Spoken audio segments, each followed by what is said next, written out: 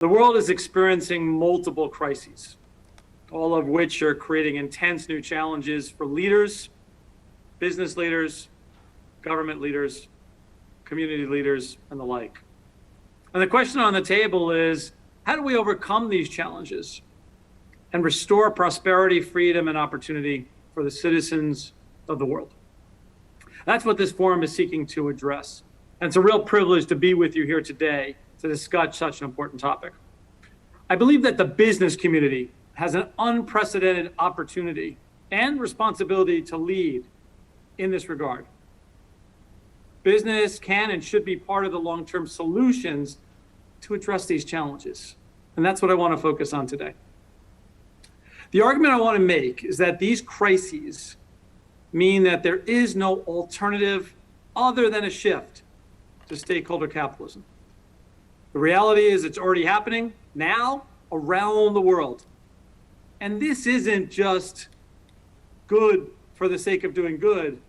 This is in the best interest of business for short-term, medium-term, and long-term.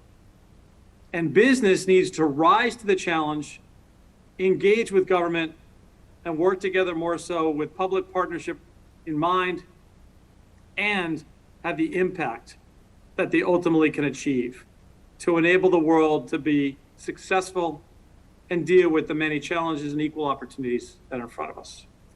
The real question is, how does management transform itself to contribute effectively and efficiently, earn trust, and deliver those outcomes, short, medium, and long term, for the benefit of all of its stakeholders? There are many multiple crises that are putting into question the resiliency of political systems, the effectiveness and efficiency of multinational institutions, and the very future of our interconnected global economy. Many say the global economy is dead. The concepts of capitalism are far past. I will make the argument global economies and capitalisms have to be rewired and fit for purpose in the future. Now, if you look around the world, periods of disruption are not new. We've seen them over the last hundreds and hundreds of years. I've witnessed some of them myself since the beginning of my own career. But what feels different this time about this current period is the intersection of so many trends, so many consequential forces at a time where the fault lines between East and West, industrial, developed and undeveloped countries, democratic and authoritative points of view in terms of how governments are working these days, are in full display and never been more transparent and pronounced to the citizens of the world, with a media that brings the attention to these challenges to everyone in an instant through social media and other aspects, which puts a tremendous pressure on society and the billions of people around the world. So how do we address these issues? I'm going to argue stakeholder capital is in fact the answer. There's only one system with the power to harness global creativity, finance and investment, knowledge and skill set, and roll out solutions at scale. And that system is the concept of stakeholder capitalism. Thanks to improvement in healthcare and living standards brought about by stakeholder capitalism, almost every country has an average life expectancy over 70 now. Not only are we living longer, far fewer children are dying. Child mortality rates have plummeted since the 1800s and continue to decrease. Another concept of capitalism: we've lifted millions, if not billions, of people out of poverty. In 1820, 94% of the world's population was described as extreme poverty. By 1981, that figure was 44%. By 2015, it was 9.6%. During COVID-19, the concept of stakeholder capitalism helped us manage through the pandemic. Industrial companies applied their mass manufacturing capabilities to make much needed improvements in supply chains around medical equipment, devices, oxygen tanks, and the like. 3M as an organization pivoted from Post-it notes to making masks. GM built ventilators. Pharmaceutical companies accelerated R&D, working collectively together with government support to create the vaccines that we have around the world, and businesses help with the distribution and supply chain to get it to people as quickly as possible. Think about the phenomenon we felt 3 years ago when there was no hope nor necessarily potential for a vaccine. And here we are shortly 3 years later, fully capable of dealing with this and in the process of coming out the other end of the pandemic. The question at the table is this concept of stakeholder capital. How can we take that, scale that, get it more consistently embedded in all that we do, and enhance the role of business so public sees it, it derives the benefit, and it works with government to make sure that we tackle the challenges that we see in front of us. I am going to argue that change is already underway. We see it today based upon the examples I just shared with you. You can see it in the behavior and the preferences of stakeholders. You can see it in where CEOs, management teams, and boards spend their time and energy on societal challenges, challenges in their strategy that impact all stakeholders, not just shareholders. And it's there that will make the difference. Let me talk a few minutes about what I meant by the stakeholder connectivity, where we at PwC in our own surveys over the many, many years, including when we've launched these surveys at the World Economic Forum in Davos, we found that 5 years ago, CEOs spent much more time with many more stakeholders. 3 years ago, we found it was baked into their strategy more so. Today, I'm going to argue that they are focused on each independent stakeholder and the connectivity amongst them. Let's talk about a few of them. On the customer side, our research shows that a company's social actions influencing buying decisions today in 2 out of the 5 consumers.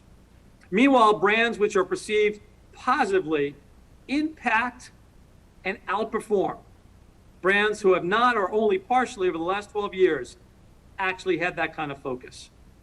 The brands that do this have a higher percentage of brand value when looked globally and have a higher sustainability managing itself through crises and economic cycles. Let's jump to investors.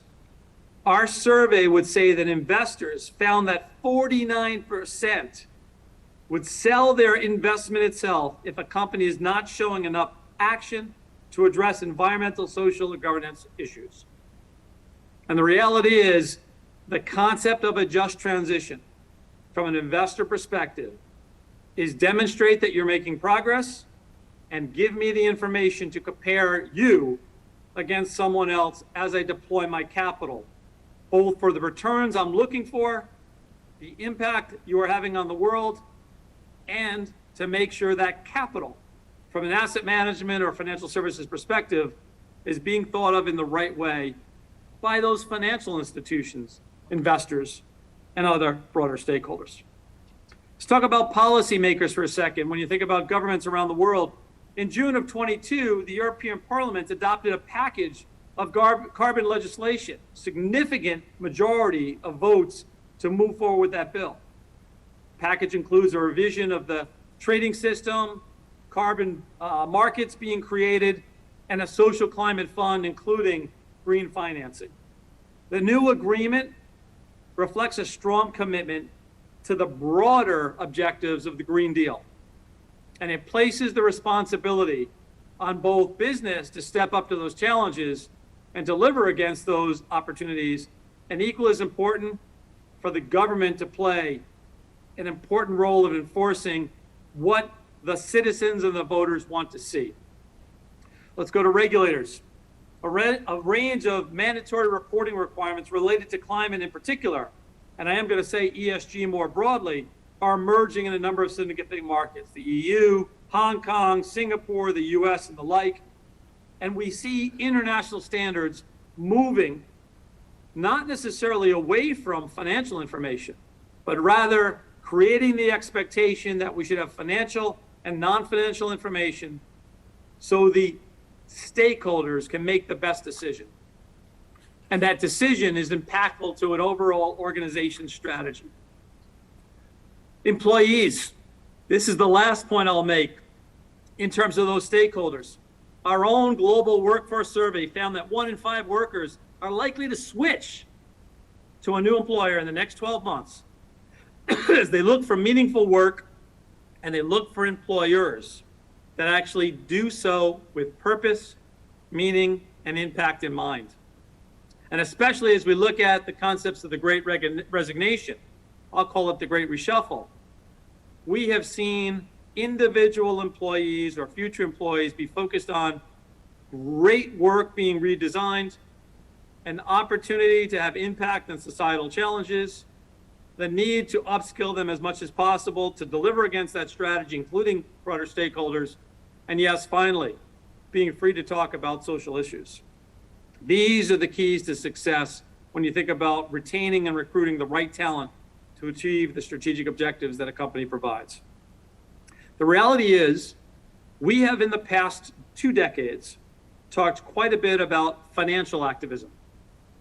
Outsiders taking a point of view, asking for a seat on the board, and driving change in many of the developed, and I'm going to argue developing countries. It's not everywhere, but it's definitely reached a tipping point in terms of the impact that financial activists can have.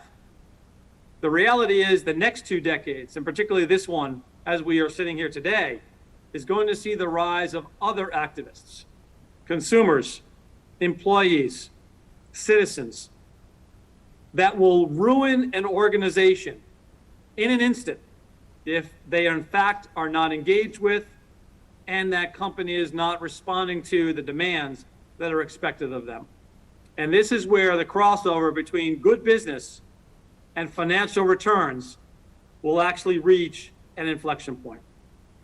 I want to be clear. These influences are pushing businesses to behave more responsibly when thinking about the SDGs as we sit here in New York today for UN General Assembly Week. But they are also addressing the many challenges and issues that I laid out earlier in my conversation. But they're not asking business to do this just for the sake of doing good or altruism. This is nothing more than commercially powerful status of designing a strategy that's fit for purpose going forward, that addresses the true needs of your consumers today, your consumers tomorrow, your investors today and the investors tomorrow, the employees today, the employees of tomorrow, and yes, the regulators, politicians, and the like in terms of having the higher expectations that they may place on organizations. This is a feature. It's all about how to sustain yourself. And this goes back to the questions now that we should be asking management. How do you make these changes? How do you make the most of these trends and turn them into opportunities? There are 3 things I want to touch on that are important to boards and management teams. First and foremost, when developing a strategy, stakeholders more broadly have to be at the heart of the analysis, the conclusions, and ultimately the decisions and actions you take. This isn't just knowing who the stakeholders are and talking to them and listening to them and then walking away and then going to short-term financial results. It's about creating systems that embed stakeholder interests into the governance processes of an organization. From what happens in the boardroom to the measurement of key performance indicators, the creation of incentives and compensation plans aligned with that strategy, to making sure that the culture is addressing this such that all the employees of an organization are behaving in the appropriate way to address the opportunities that you see. And this is not to protect yourselves just about downside risk. It's actually about capturing much upside potential. And it is those organizations that do this that I think are going to survive and thrive as we look forward over the next decade or 2. For example, think about your approach to compensation. Is a management team truly incentivized to deliver the outcomes in the area of social, climate, or other aspects? Nearly half of the FTSE 100 companies have set measurable ESG goals for their CEOs and have begun to introduce ESG targets in their executive compensation plans. That trend is only going to get faster, bigger, and more impactful. And yes, shareholders will start to look and demand that this happens. Think about it from your employees' perspective. Salesforce as an organization has a number of equality groups, employee-led organized groups centered around common life experiences and backgrounds and the allies and opportunities in terms of what it can do to make it better and more inclusive for the opportunities for those individuals that don't feel part of being the majority. They focus on topics like environment, race, LGBT+, and many institutions that are best in class don't just get those groups together to talk to one another, they actually get them to help drive the business. And we see that as a bigger opportunity as you think about how you as an organization and your employees are more reflective of society. The second point I want to raise is how do you execute this in a way that's human-led and tech-powered? Technology, from AI to metaverse to blockchain, enables business to do more rapidly and at lower cost, to take data points, vast amount of data, and turn it into information. That enables businesses to make better data-driven decisions. Clearly, this does not replace the people, the teamwork, and the processes that should be in place. Rather, it is augmenting that. It should free people up more so from an effectiveness and efficiency perspective to do other things. It should equip them to make better, more informed decisions. And equal as important, understand where decisions are made, actions are taken, and the benefit that a company gets. Here at PwC, we know how to predict the moral compass of a team and its job satisfaction and tie that back to revenue opportunity, tie that back to future predictions of turnover, tie that back to future innovation that might be coming. And it causes us to rethink how we evaluate leaders to get the most out of their teams. We know, for example, with the data we see, for every action we take in an office, the downstream effect to the communities we operate in, to the climate more broadly, and the yin and yang, or the cause and effect that we should have with each and every decision. So we're actually well informed in doing this. This is crucial as you think about the ESG transformation in order for it to be successful. Let me give you a very specific example. 90% of the world's traded goods travel by ship. However, the shipping industry is generally pretty far behind in leveraging technology. Coordinating millions of shipments around the world is a mammoth task. As a result, global shipping is often beset by congestion, container shortages, unbelievable supply chain issues in terms of pricing and equilibriums, and other aspects. Our community of solvers, our group of people working together with our clients, with governments and the like, specifically on the legal side, the consulting side, the technology side, came together with a group of clients looking at the upside and the downstream effect of the shipping industry, and did this specifically in Hong Kong, China, Poland, yes, South Korea, and came together to advise on and create a technology platform structure powered by blockchain to help navigate shipping regulations, support the creation of groundbreaking shipping business networks, and the result of all that, in some cases, cargo processing times, the shipping times were reduced from days and weeks to hours. It's that technology, that data, and when powering the humanity and all of that coming together in working in a public-private partnership, it is tremendously powerful to drive the change that each is looking for.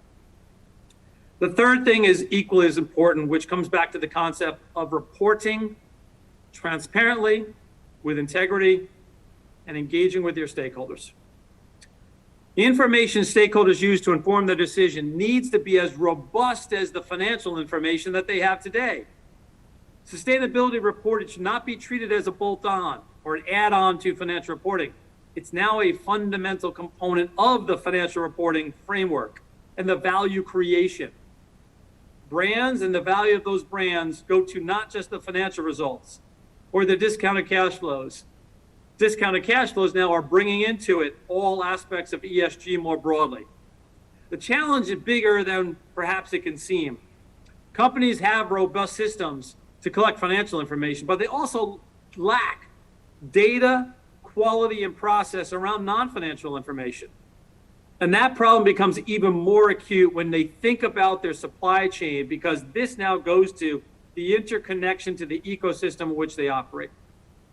There's a need for operations, finance, sustainability functions to collaborate new and create new models of data gathering, new processes, checks and balances, and ultimately the reporting that is suited for the needs of the stakeholders. And doing so in a way that it can never be questioned, i.e. have the quality it needs, is paramount at a level equal to your financial information. Failing to make the progress in this area would be detrimental to a business. If they don't do it today, the future regulations are coming that are going to require it. And therefore, we would suggest to all that they need to be doing more.